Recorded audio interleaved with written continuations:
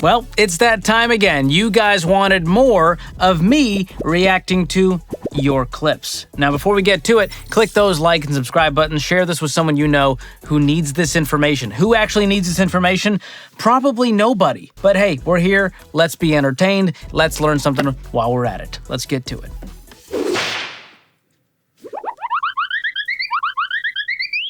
Did you know that nearly 50% of parents go into debt to boy. take their kids to Disney? Yes, you heard Disney that right. adults, this is on 50%. you. Now, this is according to a study by LendingTree, and this is actually up 50% from just 2 years ago, where parents feel obligated to take their kids to Disney, and because they feel obligated, they go into debt instead of saving up in cash. Now, the magic of Disney comes with a hefty price tag, and the average parent spends $6,000 on their Disney trip. Things like flights, park tickets, food, hotels, all of these things are really expensive when you go to Disney. But by going into debt, you're putting your family at a huge financial risk. So instead of going into debt, save up in cash, but there are also really great ways that you can travel hack so that you can reduce those costs significantly when you go. Yes, going to Disney with your family can be magical, but don't let it turn into a financial nightmare by going into debt. Just be a little more disciplined and save a little longer. So here's the deal. People that are going into debt for these trips because they feel obligated, because you feel like this is, a rite of passage for your child to experience Disney, you gotta just drop the baggage. You're not a bad parent if you don't take your kid to Disney. However, I think you are going to hurt your own financial future, hurt your own marriage, hurt your ability to raise great kids if you're in crippling debt while you do it. And this is part of the problem. It's not just a Disney thing. Now, Disney is obviously one of those poster children for the trips we gotta take with our kids while they're young. But the truth is, your 2-year-old's not gonna remember. Now, you will remember the trip you took, but you'll also remember the debt that you paid for month after month after month, long after you were back home. So please, do what he said. Save up over a long period of time and pay cash. And if you can't afford it, don't go. Find something else to do. Okay, my kid likes to play with cardboard. We don't need to go see the Disney princess right now. We can hold on that. Let's see who's next. This is how many days you're working. Okay. Just to pay taxes. Days worked for taxes. And this is how many days you work to pay for things that you need to live on. 1, 2, 3, 4, 5 and a half months. What? Months out of the year, you're working for free. I don't even understand. Can we just do some basic math together? Okay, I'm processing this with you. 5.5 divided by 12. That is a 46% tax rate, which nobody is paying. So I don't buy this idea that 5.5 months of your work is just going to taxes, okay? When you look at the actual tax brackets, your marginal tax rate, your effective tax rate, most people's effective tax rate is gonna end up somewhere in the 10 to 12% range, maybe 15 or 20 if you make a lot of money. So that is not 5.5 months. That's more like 2 months? 2 divided by 12, 16%. That's on the high end. Really, it's gonna be, for most Americans, closer to 1.5 months of your work is going to taxes, which I get it. I'm not a fan of taxes, but it, pays for things like maintaining the roads, schools, police, firefighters, you name it. There are some benefits here that we do enjoy. So there you go. I know I debunked it. I know that wasn't fun, and that's why this video will get a fraction of the views that this viral video got, because it's more fun to, lie and fearmonger for clicks and views. Not! But let's keep going. Maybe we'll have more fun as time goes on. Show me how long it takes you to order at a counter, and I will show you your bank account. Fly. I was at a counter, like one does, a coffee shop. The lady in front of you takes 4 centuries to order a coffee and a muffin. What I realized very quickly is, if you want to get something done, you give it to a busy person. That's why they say you should take somebody to dinner before you hire them, or see how quickly they make decisions. Because people who take forever to order when they stand in line, one, are really comfortable inconveniencing somebody else, which means they have limited self-awareness, maybe borderline narcissism. And then simultaneously, they're not very efficient at the things that don't really matter. And so if we know we are here for a finite amount of time, why spend so much time on that? Okay. There's a lot to unpack here. I guess she's saying indecisive people are narcissists? Indecisive people are poor and decisive people are rich? I don't know. I've met a lot of decisive gamblers that are broke, so I don't know that I track with this one. Let's see what the comments have to say. J91 said, dumb, not true at all. Go lay down, woman. Okay, wouldn't go that far. Uzi DXB said, rubbish I've ever heard. Not sure that's a full sentence, but I get the sentiment. Linda said, this is absurd. No way I want to work for someone like her.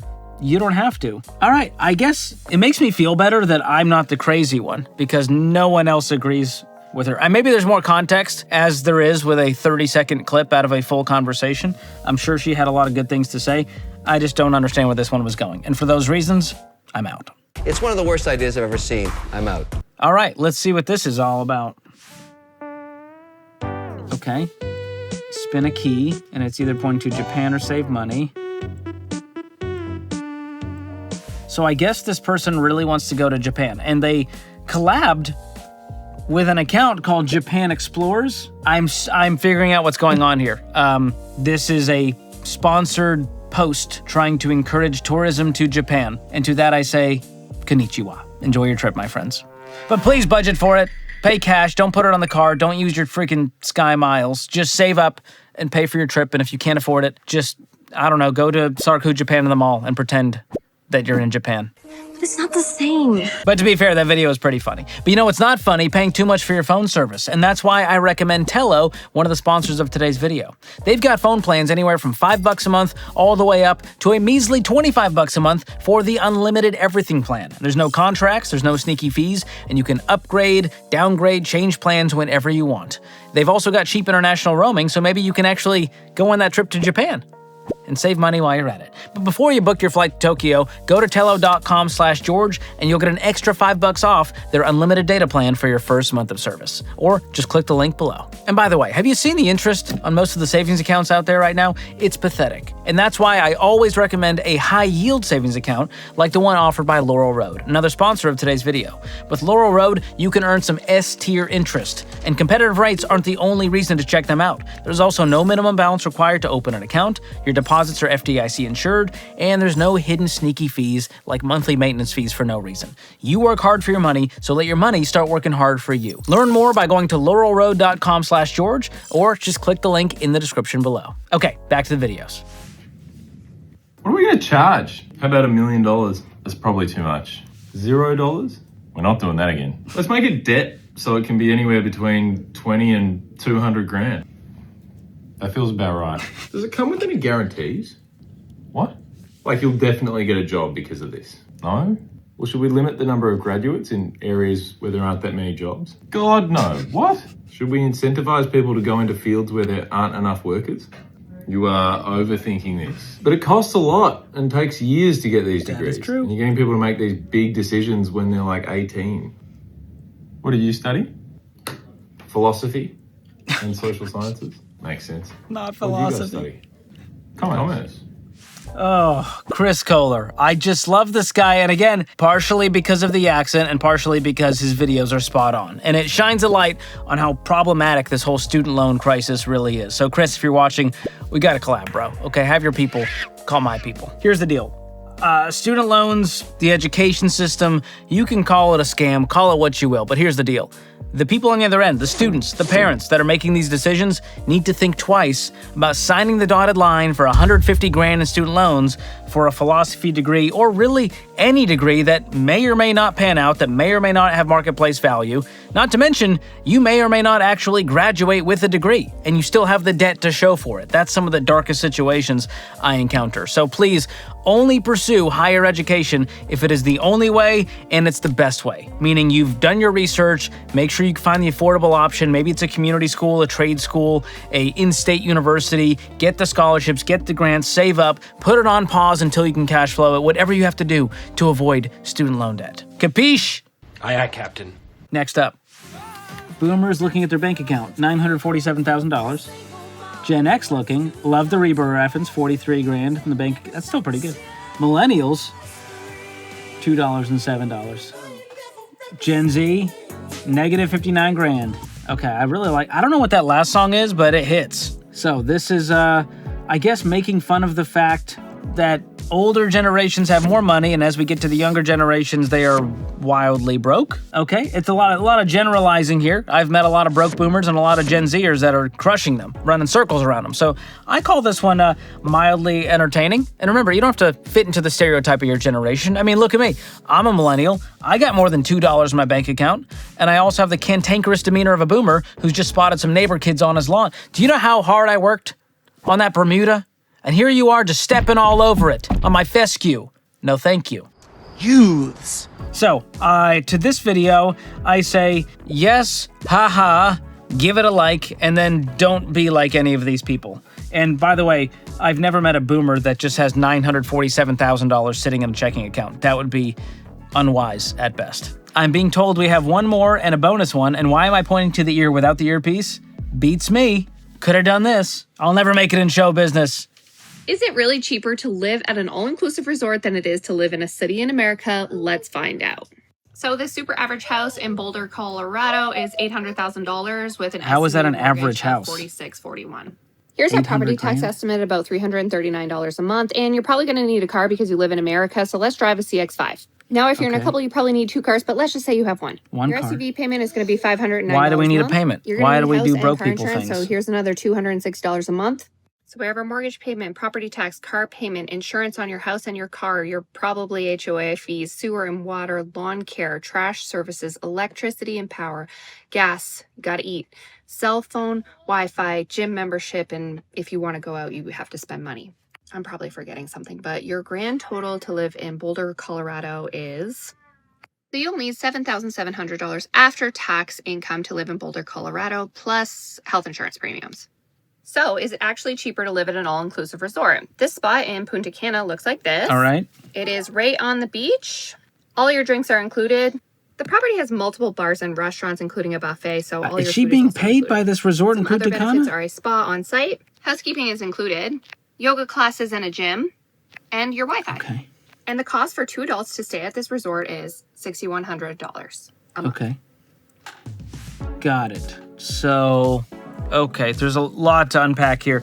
Number one, the average person shouldn't be buying an $800,000 house with a $4,600 mortgage payment, okay? Unless you're making a healthy 6-figure income, that is insane. You will be broke. Next up, the assumption that you have to have a car payment, that you've got to drive a brand new Mazda CX-5, also an insane assumption. And that's just the start of these problems. The average house, this is a super average house, 3,200 square feet in Boulder, Colorado, one of the most expensive places to live in the country. And again, leasing a car, having a car payment, a giant waste of money. Instead, just save up, pay cash, have no payment. Third, not everyone has HOA fees, and most that do pay less than $50 a month, according to the U.S. Census Bureau. But what do they know? What are they? Just a bunch of fact-checking idiots over there, I guess. Fourth, you don't have to spend $300 a month on drinks and entertainment. So what she's doing here is trying to appeal to the pain point people are feeling of high prices and high cost of living by saying you should live on a resort, never build any equity, and never call a place your own. Instead, just, I guess, be on vacation for the rest of your life. That won't get old anytime soon. That's a terrible idea. So this presentation, it's a little bit rigged to make it seem worse, and I think still spending $6,100 a month to live, you could still do better than that. So I'm not a fan of videos like this because they make people feel hopeless and imply that you're screwed, there's nothing you can do about it, but hopefully if you're watching this channel, you know that is not the case. And to prove it to you, let me read some of these comments. That's my favorite. I watched the videos, but really I'm headed straight to the comment section. K Marshmallow said this is stupid. Code Droso said, stupid comparison. After the mortgage ends, you own the house. The house is quite bigger than the room in the resort. Good point. You need to have a car and its insurance no matter where you stay. All in all, this comparison is, tell me you are from the U.S. without telling me you are from the U.S. Don't know what that means. I guess he is not from the U.S. because I think he was told. The mind of a poor, said Mike Home. Okay, think I'm done with the comment section. You can only take so much before you feel the vomit start to rise in the old esophagus. This is displeasing. We have a bonus one, I'm being told. Is this true? Okay. All right. This is not financial related. I found some wild Not glizzy content. Oh! What is happening? Glizzies. Oh! Why have I had to, I'm watching this way too many times. It's addictive, disturbing all at once, and I think that describes the internet. So apparently he's actually taking a bite of a cattail plant, I'm being told by the caption. Best comment, the forbidden corn dog. Big fan of that. Me want bite, me want plant corn dog delight. Again, the comments do not disappoint. Okay, I'm gonna stop watching this on loop. That's about all I can handle in one sitting. Thanks to everyone who's been sending me these videos. And as always, if you come across any good money-related reels or TikToks while you're scrolling yourself to sleep at 2 a.m., go ahead and share it with me, and maybe I'll include it in one of these videos. Like this one, where I may or may not have lost my cool at a guy in a tight shirt giving terrible advice. Keep watching, or click the link in the description to check it out. Thanks for watching. We'll see you next time.